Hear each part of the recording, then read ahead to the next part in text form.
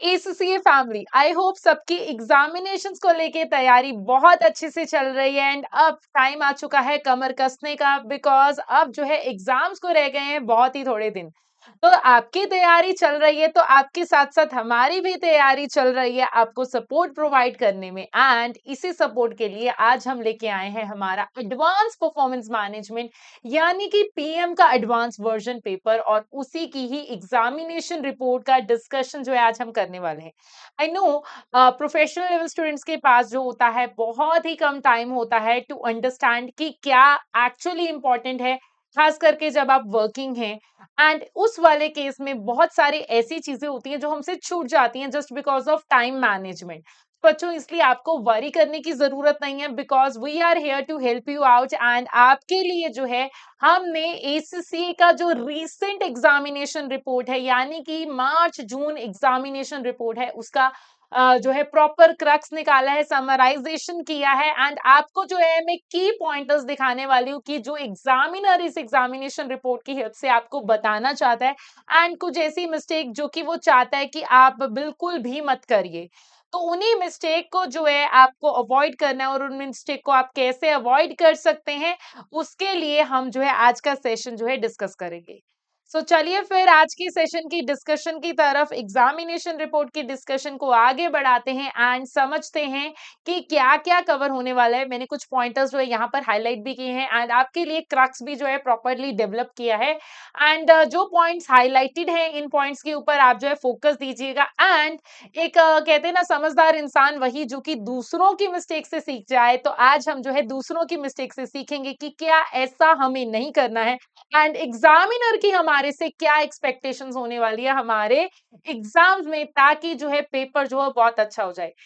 देखिए, syllabus area wise हम सब जानते हैं, जो स्टूडेंट एपीएम को प्रिपेयर कर रहे हैं, कि एसबीएल एंड एपीएम के पेपर में बहुत ज्यादा सिलेबस वाइज डिफरेंस नहीं है। APM is a combination of SBL and PM, थोड़ा सा और एक्स्ट्रा वर्जन, बट इसकी application, thought process and examiner की रिक्वायरमेंट डिफरेंट होती रहे, एंड उसी के लिए हम जो है इस सेशन में समझेंगे कि क्या एग्जैक्टली एग्जामिनर हमसे चाहता है। तो चलिए फिर अब देखते हैं कि हमारी लेटेस्ट एग्जामिनर रिपोर्ट क्या है एंड वो क्या चाहती है। See, as you can see, this is the latest examination report. आप इसको डायरेक्टली गूगल पे जाके भी डाउनलोड कर सकते हैं या फिर एसएससी के ऑफिशियल रिसोर्सेज में से भी जाके इसको जो है ले सकते हैं एंड इसको यूज जो है कर सकते हैं।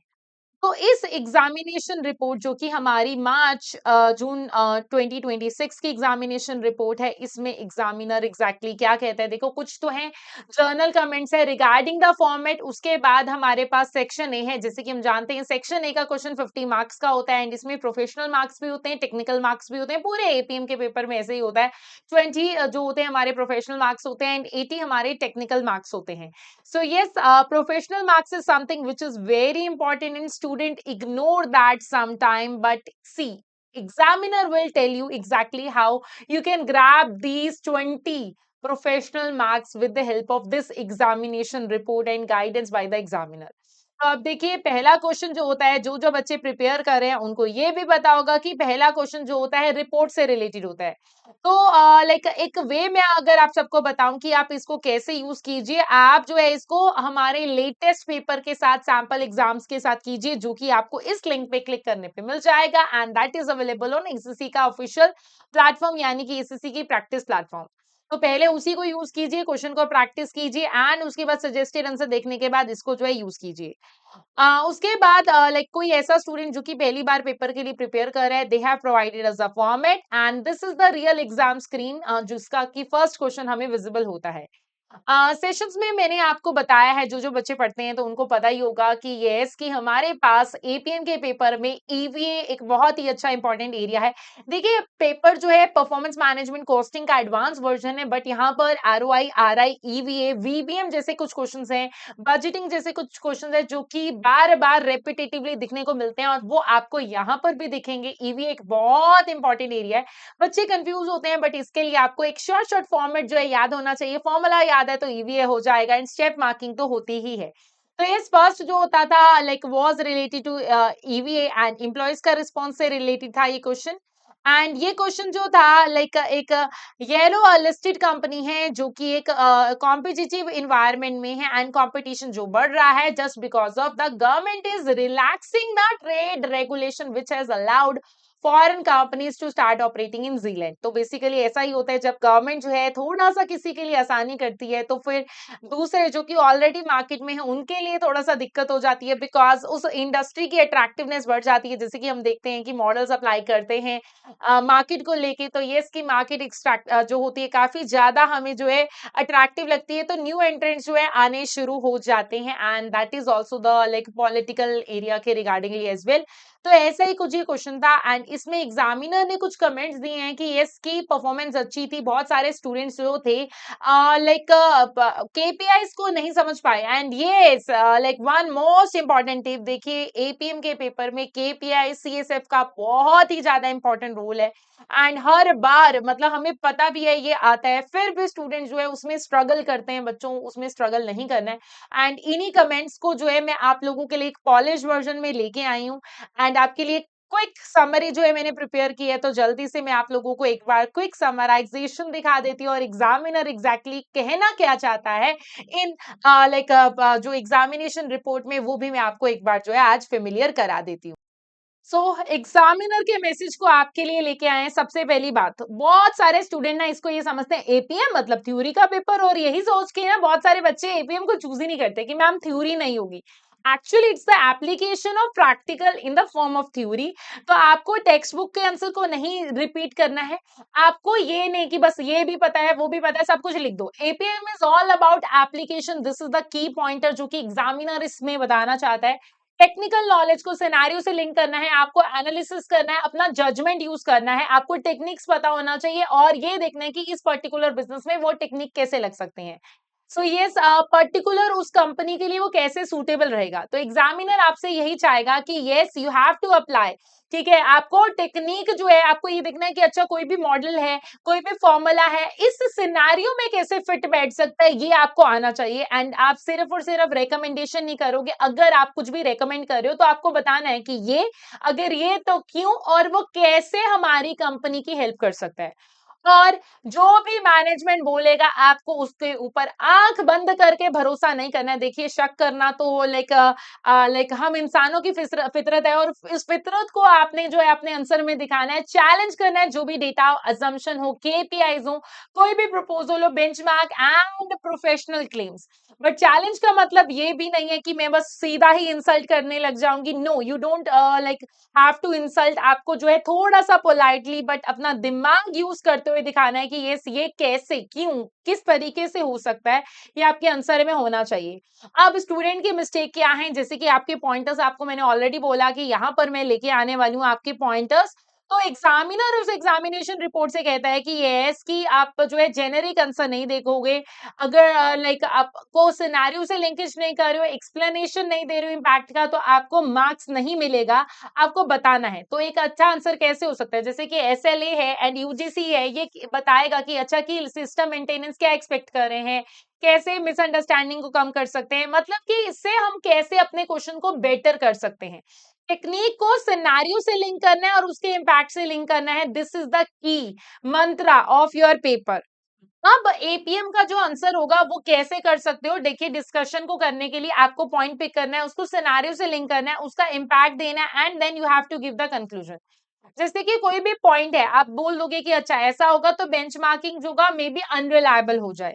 फिर उसको अपने सिनेरियो से लिंक करना है कि अच्छा एच कंपनी जो है वो लाइक जैसे कि इस सिनेरियो में था कि वो फ्लाइट्स हैं जो स्मॉलर एयरपोर्ट वहां पर लेके चलती थी, तो उसका इम्पैक्ट क्या होगा कि ऑक्यूपेंसी जो होगी like it would be difficult to achieve than the competitor operating from the major hubs। क्योंकि देखिए जो बड़े बड़े एयरपोर्ट्स में जाएंगे वहां पर तो इजीली लाइक जो है बुकिंग हो जाएगी, बट छोटे एयरपोर्ट्स में बहुत सारे लोग जो है हो सकते हैं एयर से ट्रैवल ना कर रहे हो, तो वहां पर फिर फ्लाइट जो है खाली होके जाएगा ना। तो आपको ये सोचना है हर इंडस्ट्री के पॉइंट पे उससे रिलेटेड चीजें अगर आप सोच के चलोगे तो आपका क्वेश्चन जो है बहुत इजीली जो है हो जाएगा।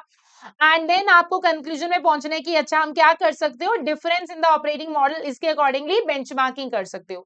तो मींस कि आपके आंसर में वो दिखना चाहिए। अगर आप अपने आंसर में वो दिखा हुआ पॉइंट नहीं दिखा रहे हो, दैट मींस कि आप अपना जजमेंटल स्किल नहीं दिखा रहे हो, आप एक बिजनेस एक्सपर्ट हो। तो एक बिजनेस एक्सपर्ट को पता होना चाहिए कि किसी भी सिनेरियो में कोई भी लाइक सिचुएशन हो रही है तो वो क्यों हो रही है।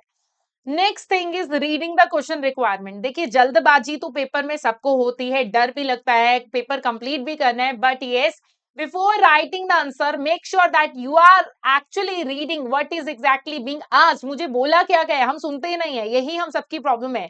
तो क्वेश्चन अगर बोल रहे हैं कि यस की थ्रेड्स ऑफ न्यू एंट्रेंट, तो आपको एग्जिस्टिंग कंपटीशन के बारे में बात नहीं करनी, और स्टूडेंट्स ने ऐसा किया हुआ है। सी अगर ऐसा कोई पॉइंटर एग्जामिनर बोल रहे, दैट मींस कि स्टूडेंट्स ने ऐसी कोई बात की होगी, तभी जो एग्जामिनर उसमें बोल रहा है। आपको देखिए, अगर सपोज करो क्वेश्चन बोल रहा है कि ड्रॉबैक्स के बारे में बात करो, तो आप डिसएडवांटेजेस के बारे में ही बात करना ना, एडवांटेजेस के बारे में बात मत करना। डोंट राइट एक्स्ट्रा, आपके पास इतना टाइम नहीं है। जैसे कि सपोज करो यूजीसी परफॉर्मेंस के बारे में है, तो आपको लाइक ओवरऑल परफॉर्मेंस के बारे में नहीं बात करना। तो बेसिकली क्वेश्चन का आंसर करना है आपको, पूरे के पूरे टॉपिक का आंसर नहीं करना कि मुझे तो ये भी पता है, बता देते हैं कि ये कोई बोर्ड्स का एग्जाम नहीं है, आज की डेट में वो बोर्ड्स वाला सिस्टम नहीं चलता है। तो आपको ये बात खासकर में ध्यान रखनी है। Now in the question number 1 क्या हुआ था एग्जैक्टली exactly, जो कि केपीआई लेसन बेस्ड क्वेश्चन था। क्वेश्चन 1 में KPIs to assess the threats of the new entrant बोला गया था। तो कुछ रॉन्ग आंसर बच्चों ने क्या किया, मार्केट शेयर बोल दिया, रिलेटिव मार्केट शेयर बोल दिया, कॉम्पिटिटर का मार्केट शेयर बोल दिया। ठीक है, तो ये कुछ ऐसे केपीआईज जो है उन्होंने बोल दिए न्यू एंट्रेंट्स के रिगार्डिंगली। अब ये गलत क्यों है?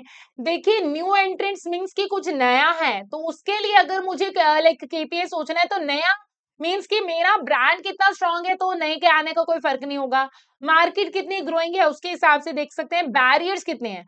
तो बेसिकली आपको कीवर्ड्स को समझना है। Threats of new entrants are not equal to existing competition, ये आपको वैसे भी लॉजिकली भी पता होना चाहिए, ये तो बहुत बेसिक है, बीटी से भी हम पढ़ते आते हैं। बट समहाउ जब बात आती है केपीआईज को ऊपर अप्लाई करने की, तो स्टूडेंट से ही हो जाती है ये मिस्टेक, और ये मिस्टेक हमें जो है बिल्कुल भी नहीं करनी है। तो ऐसी कुछ मिस्टेक्स जो है उन्होंने बताई हैं।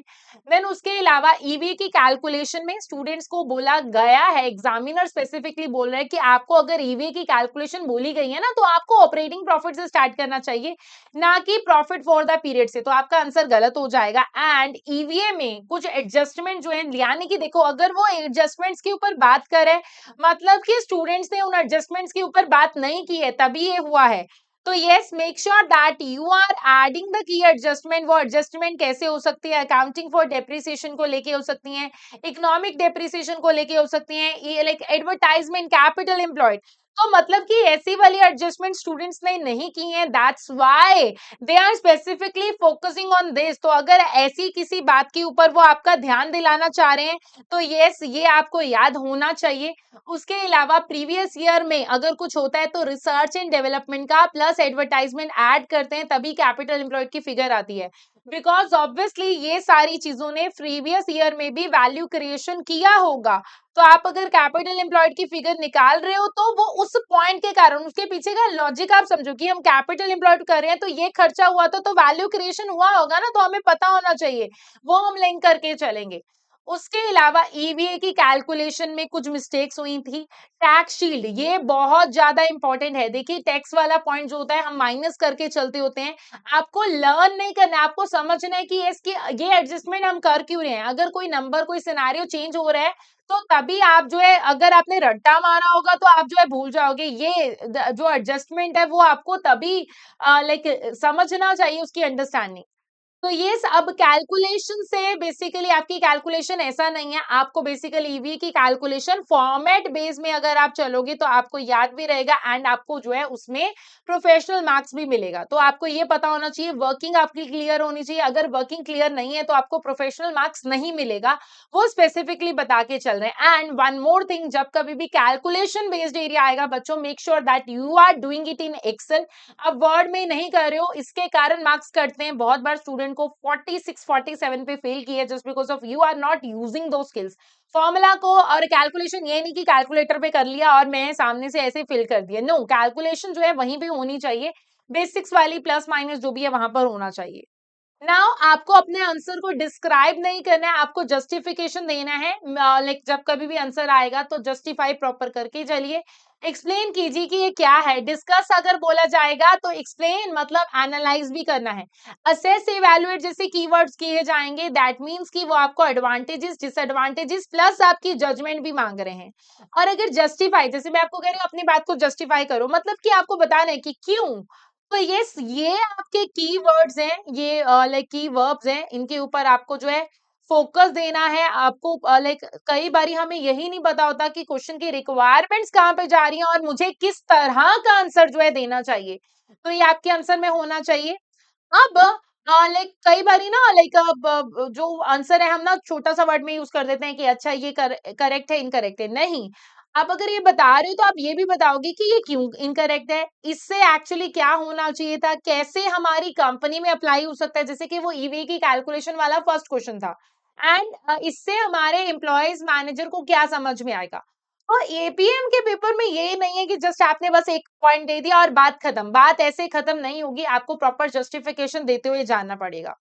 अच्छा, वैल्यू ड्राइवर्स के बारे में भी बहुत जरूरी है। अगर क्वेश्चन आपसे पूछता है कि यस कि एम्प्लॉयज कैसे ईवीए में कंट्रीब्यूट करते हैं, that means you have to think about the value drivers.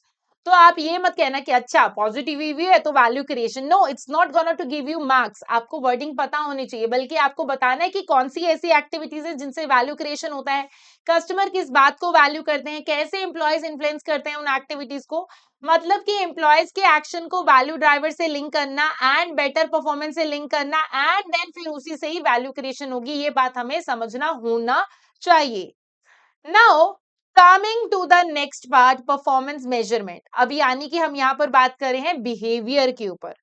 तो जब कभी भी बात आती है परफॉर्मेंस मेजर्स के ऊपर, दैट मींस कि आपको बात करना है कि कैसे ये कैसा बिहेवियर इनकरेज होगा, क्या इससे गुड बिहेवियर आएगा, क्या इससे बैड बिहेवियर आ गया। तो आपको वो लिंकेज जो है प्रॉपरली क्लियर जो है पिक्चराइजेशन में होनी चाहिए। क्या इससे कोई डिसफंक्शनल बिहेवियर आ रहा है, आपको ये भी पता होना चाहिए।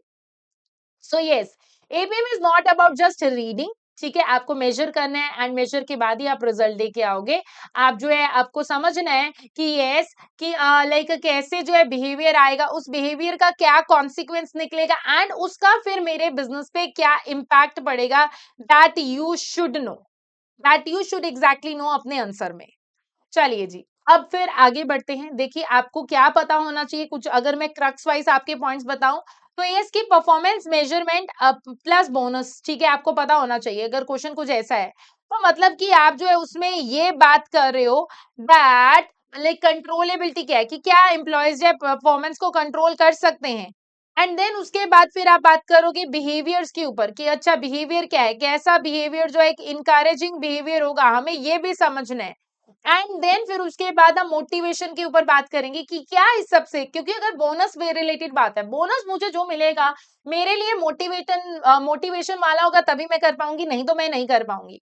And then next I need to think about the like dysfunctional behaviour, because कभी ऐसा कुछ होता है तो इंकरेजमेंट मिलेगा पॉजिटिव सोचने को लेके। एंड वैल्यू क्रिएशन, तो मतलब ऐसे वाले पॉइंट्स जो है हम अपने आंसर में साथ में सिंक करके चलेंगे। अब बढ़ते हैं हमारे क्वेश्चन नंबर 2 की तरफ। सो बेंचमार्किंग मतलब हम जानते हैं कि लाइक किसी को बेंचमार्क करना कि इतना परसेंटेज चाहिए, हम भी अपने कॉम्पिटिटर से करते हैं।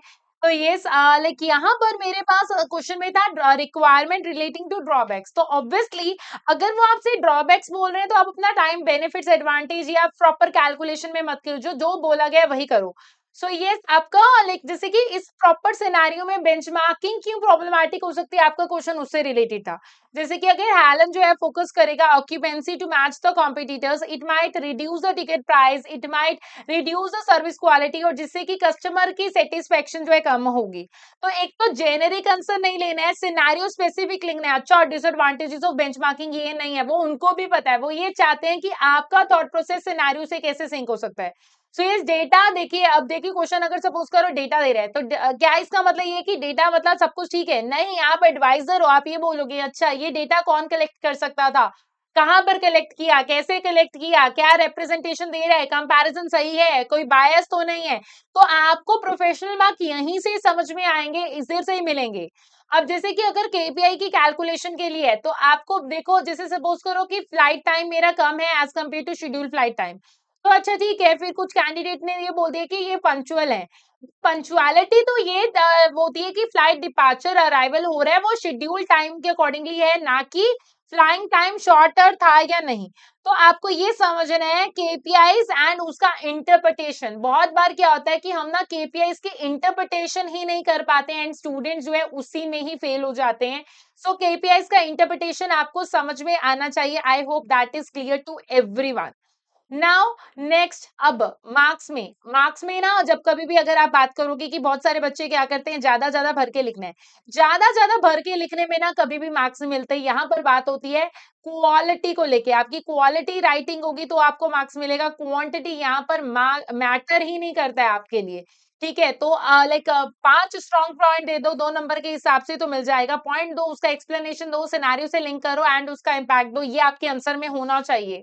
ठीक है, ये आपके लिए बहुत जरूरी है। तीसरा क्वेश्चन एसएलए के ऊपर था, आपको डेफिनेशन के ऊपर टाइम वेस्ट नहीं करना है, आपको ये बताना है कि अच्छा ये एसएलए क्यों लाइक यूजफुल था बैरन के लिए।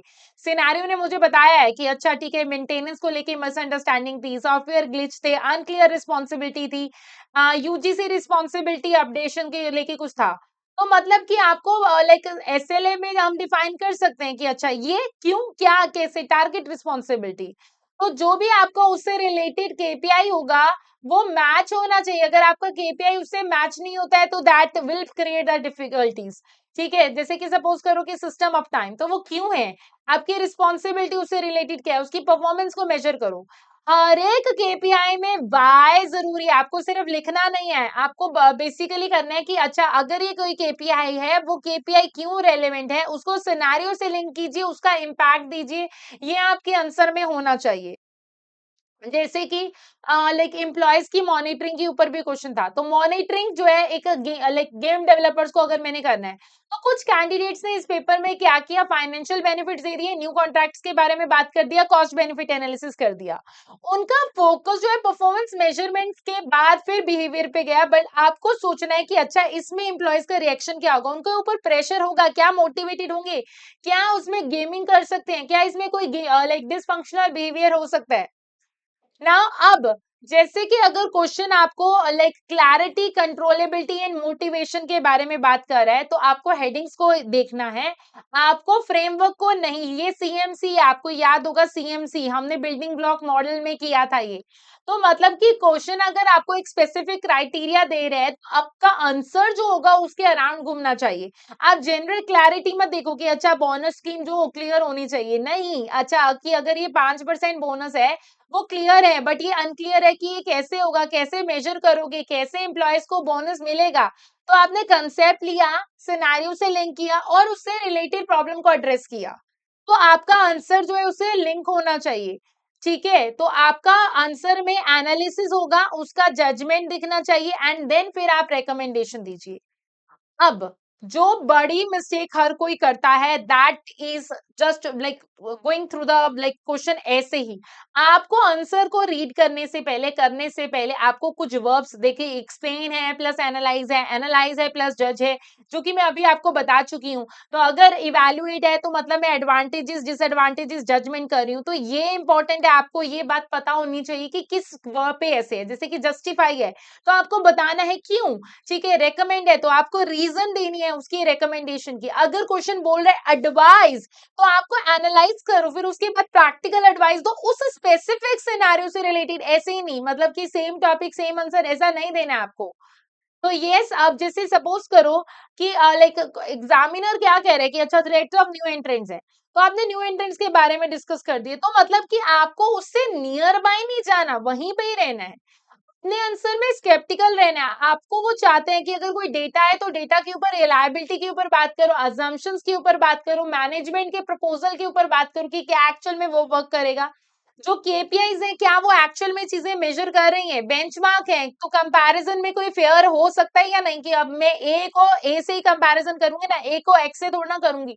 तो ऐसा मुझे देखना है, अगर बोनस स्कीम है तो वो डिसफंक्शनल बिहेवियर तो नहीं कर रहा। तो यस, आपके आंसर में ये पॉइंट्स होने चाहिए।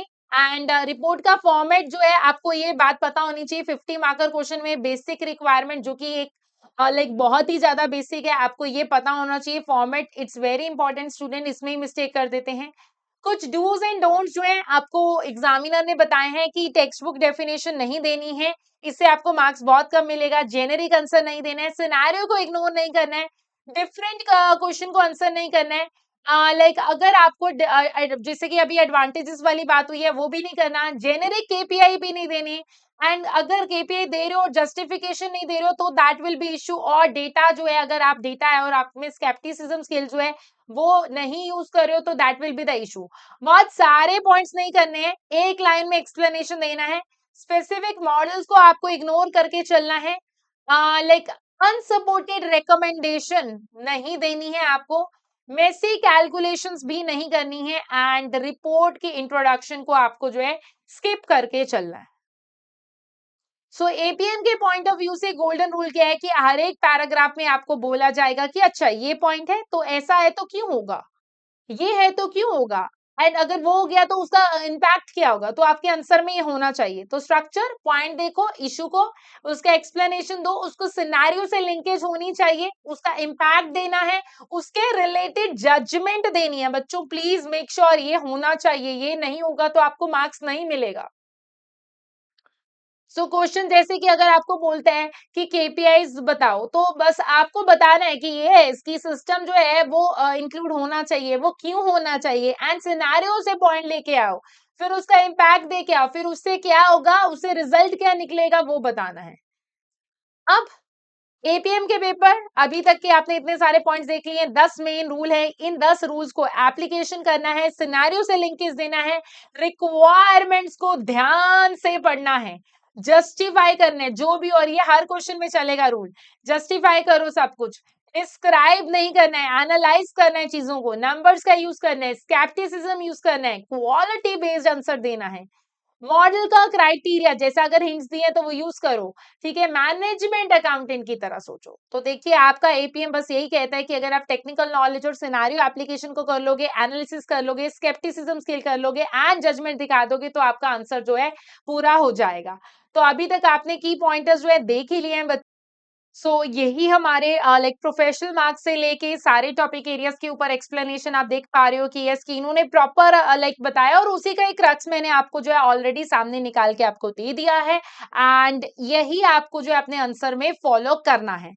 इसी रिक्वायरमेंट्स को ध्यान में रखते हुए अगर आप जो अपने आंसर को कवर करेंगे तो आपका जो है आंसर अच्छे से हो जाएगा। एंड बच्चों आई होप आपको ये एग्जामिनेशन रिपोर्ट जो है काफी हेल्पफुल लगा होगा। आपको बस यही करना है, इसको यूज करने के लिए पहले पूरा पेपर अटेम्प्ट कीजिए, सेम पेपर अटेम्प्ट कीजिए, एंड मिनिमम 3 पेपर्स में ऐसा कीजिए। अब एक अच्छे अंडरस्टैंडिंग के लिए पहले पेपर अटेम्प्ट कीजिए, उसका सजेस्टेड आंसर्स देखिए, एंड देन उसी की ही एग्जामिनेशन रिपोर्ट जो है देखिए, आपको आइडिया मिल जाएगा। और इसी क्वेश्चन का आइडिया आपको तभी मिलेगा जब आप जो है पूरा पूरा क्वेश्चन जो है रीड करके बैठेंगे।